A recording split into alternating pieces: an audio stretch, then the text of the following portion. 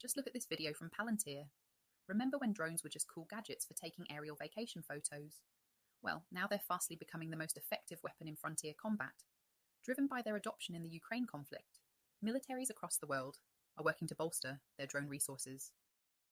The Ukrainians have turned cheap commercial drones, literally the kind you might buy online for a couple $100, into serious combat tools.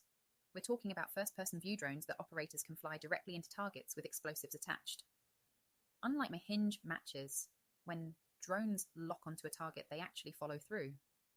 The Ukrainian military have reported destroying dozens of tanks, artillery pieces, and taking out hundreds of personnel with this approach.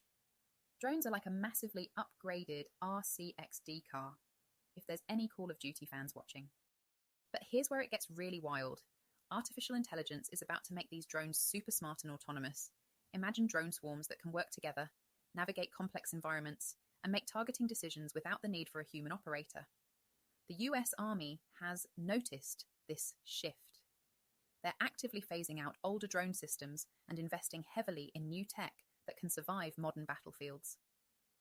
The future of warfare is looking less like old war movies and more like a high-tech video game. Drones aren't just about destruction.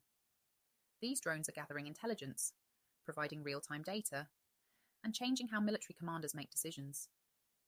It's like having a superhuman scout that never gets tired and can see everything. To be clear, I'm not saying this from a UK perspective. After Brexit and inflation, we really haven't got much left worth protecting.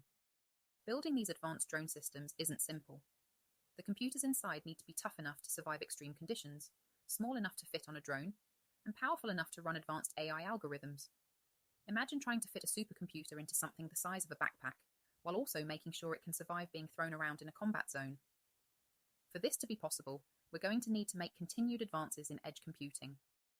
Naval, the famous investor and thought leader, has been very vocal about the potential of drones since 2017. I thought it would be cool to share with you a selection of his posts on X.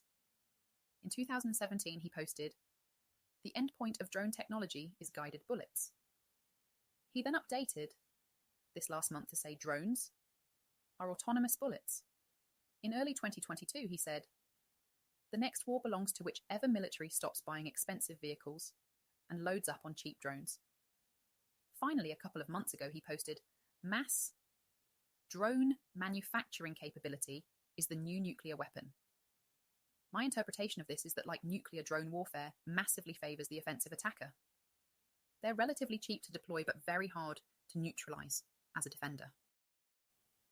So far, electronic warfare systems have proved to be the most effective way of stopping drones. The military in the defensive position use electronic warfare systems to jam radio frequencies in certain areas. When a drone signal is jammed, the pilot loses the ability to control the craft or can no longer see the video stream.